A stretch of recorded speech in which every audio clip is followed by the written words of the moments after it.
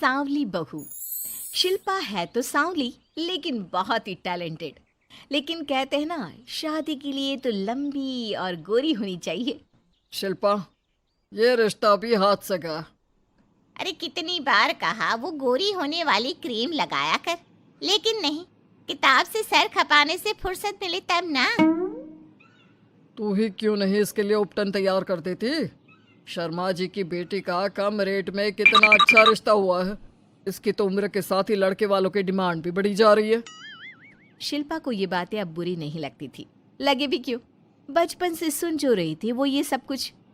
उसके लिए ये तो मात्र एक कान से सुनना और दूसरे कान से निकाल देने वाली बात थी। फिर एक रोज, पापा पापा मेरी नौकरी लग गई है। वाह, अच्छा, कहाँ बेटा? न्यूज़ चैनल में पापा, खबरों को लिखना होगा। हाँ, वैसे भी तेरे जैसी सांवली शक्ल की लड़की को कौन पर्दे पर आने देगा, क्यों? चल, 4 पैसे कमाने लायक हुई है तो लड़के वालों को बोल देंगे कि कमाती भी है, फिर शायद कोई कर ले शादी। हाँ सही कह रहे हैं। वैसे बेटा कल शाम को एक लड़का और आने वाला है, उसे भी देख लेना। शिल्पा को इस बार गुस्सा आ जाता है। अच्छे न्यूज़ चैनल में नौकरी लगने की खुशी भी माँ पापा के चेहरे पर नहीं दिखती। अगले रोज ऑफिस से शिल्पा घर आती है तो सामने बैठा होता है हिमांशु। हिमांशु शिल्पा को देखता है तो पहली नज़र में तो वो उसे पसंद नहीं आती, लेकिन फिर भी फॉर्मेलिटी तो करनी थी। हाँ, ओके, तो क्या शौक है तुम्हारे और खाने में क्या क्या बना लेती हो? मुझे पढ़ने लिखने का शौक है, खाना बनाना नहीं आता, बिल्कुल भी नहीं आता। पर फिर भी क्योंकि ये रिवाज है कि बहू को खाना बनाना होता है तो थोड़ा बहुत बना लूँगी, लेकिन उतना ही वक्त किचन को दे पाऊँगी जितने में मेरा काम, मेरी नौकरी सफ़र ना हो। बाकी भूख तो तुमको भी लगती होगी, तो खाना बनाने की जिम्मेदारी दोनों की ही होगी, है ना? शिल्पा बोले जा रही थी। अब तक जिन लड़कियों से हिमांशु मिला था, शिल्पा उन सब से अलग थी। वो ऐसी ही तो लड़की चाहता था। शिल्पा से बात करने के बाद, ठीक है, फिर शादी 2 महीने बाद करेंगे। वो क्या है ना, खाना बनाना भी तो सीखना होगा ना। मुझे मंजूर है। शिल्पा को भी हिमांशु अच्छा लगने लगता है। दोनों की शादी हो जाती है, लेकिन शादी के बाद से ही हिमांशु का परिवार शिल्पा के रंग को लेकर कई बातें बनाता। क्या बात है हिमांशु, क्या कमी हो गई थी जो ऐसी काली सी बहू ले आया? काली तो नहीं है। हाँ, मेरी शिल्पा का रंग हल्का सांवला है। वैसे आप तो कृष्ण की भक्त हैं, जानती है ना, उनका रंग भी सांवला था। अब सांवले रंग के कृष्ण की पूजा तो सांवली मेरी बीवी खराब कैसे? बात तो सही भी थी। क्यों सांवला रंग खराब माना जाता है? शिल्पा पति का तर्क सुन रही थी। थोड़ी देर के बाद, क्या बात है, शब्दों का जादू आ गया। क्या तर्क दिया आपने सांवले रंग के समर्थन में? तो क्या तुम ही पत्रकार हो? अरे तुम्हारा पति भी कम नहीं है। शिल्पा रोज एक नई तरक्की छू रही थी। कभी विदेश दौरा तो कभी बड़े बड़े लोगों का इंटरव्यू। एक दिन, सुनो, आज का दिन बहुत खास है, मैं मुख्यमंत्री जी का इंटरव्यू लेने जा रही हूँ। अरे वाह, क्या बात है, सही है यार। तभी ससुर आ जाते हैं। बहू, थोड़ा मेकअप भी कर लेना, वरना काली काली फोटो सब जगह आएगी। अरे हम तो शर्म के मारे किसी को दिखाते भी नहीं कि ये हमारी बहू है। न जाने क्या कमी थी। अरे वो शारदा दीदी की बहू देखो, कैसे मक्खन की तरह गोरी है। और नताशा, वो तो ऐसे लगता है जैसे भगवान ने दिल खोल कर रंग दिया है उसको। अरे माँ, आजकल रंग नहीं बुद्धि का जमाना है। हाँ, तो वो दोनों कहाँ पागल है, अच्छा खासा घर देख रही है। शिल्पा को ससुर की बात पर गुस्सा तो आता है, लेकिन वो मूड खराब नहीं करना चाहती। वो तो बस तैयारी करती है कि जल्दी से अच्छा सा मुख्यमंत्री का इंटरव्यू हो जाए और दुनिया देखे। होता भी यही है। शिल्पा जब शाम को घर आती है तो, अरे चाची, बुआ, फूफा जी, कैसे हैं आप सब? कैसे आना हुआ? शिल्पा को आसपास के लोग भी देख रहे थे।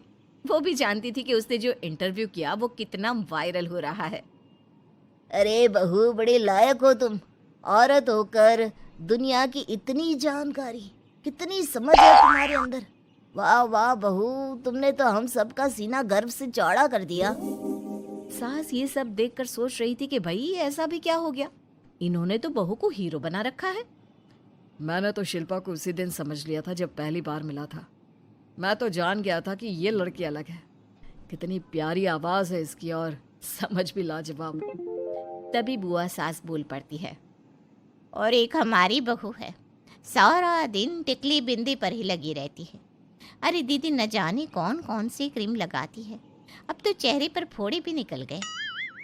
कितनी बार कहा कुछ पढ़ाई आगे करके दुनिया में नाम कमाओ, लेकिन नहीं, बस सारा दिन शीशे के सामने खड़ी रहेगी।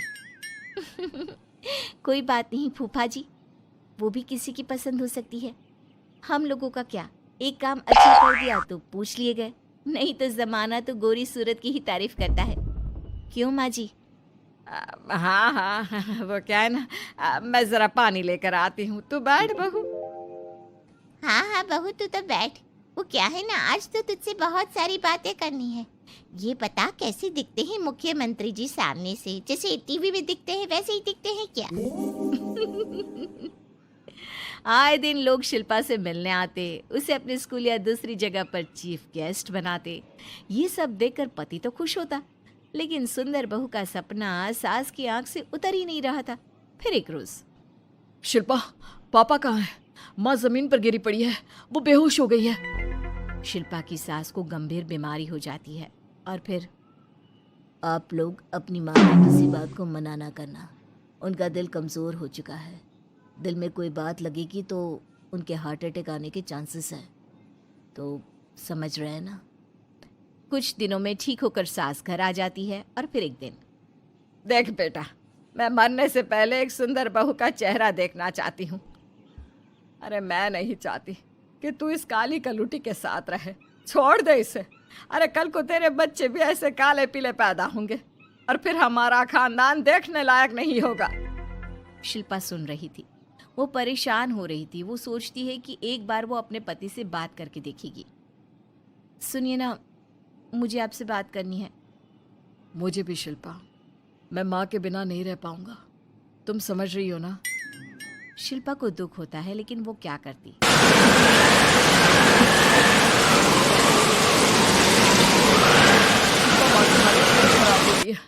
क्या करूं? माँ को सबसे बड़े अस्पताल में भर्ती करना होगा। लेकिन वहां तो बेड के लिए बड़ी बड़ी सिफारिश करनी पड़ती है। हाय रे, मेरा मरना तय है, मैं मर न जाऊं, मुझे बचा ले बहू। शिल्पा को हैरानी होती है कि वो करे तो क्या करे। पर माँ जी, मैं कैसे? बेटा, मुख्यमंत्री जी से बात कर ले, उनसे बड़ी सिफारिश किसकी हो सकती है। तू बोलेगी तो शायद तेरी सास की जिंदगी बच जाएगी।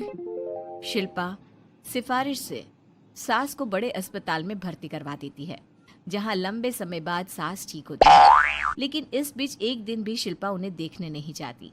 सास जब घर आती है तो एक सुंदर सी लड़की उनका स्वागत करती है। ये कौन है और शिल्पा कहाँ है? मुझे तो मेरी बहू ही चाहिए।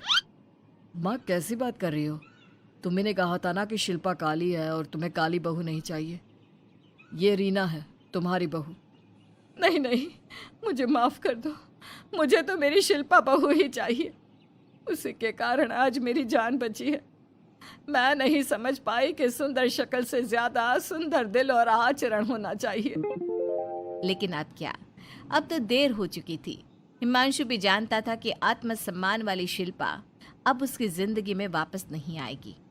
अब तो शिल्पा को वे लोग बड़े बड़े चैनल की स्क्रीन पर देखते और अफसोस करते। शिल्पा चाहती तो कभी तुम्हारे लिए सिफारिश नहीं करती। अब तो आसपास के लोग भी घर नहीं आते। लोगों को लगता है कि शिल्पा ने हम लोगों को छोड़ा क्योंकि हम उसके लायक नहीं थे। सही बोल रही है माँ, हम ही तो उसके लायक नहीं थे। शिल्पा जैसी समझदार, पढ़ी लिखी, दुनिया की समझ रखने वाली लड़की को मैंने छोड़ा, सिर्फ आपके कहने पर। अब ये गोरी लड़की आपकी बहू हो सकती है, लेकिन मेरी बीवी कभी नहीं। हिमांशु वहां से चला जाता है।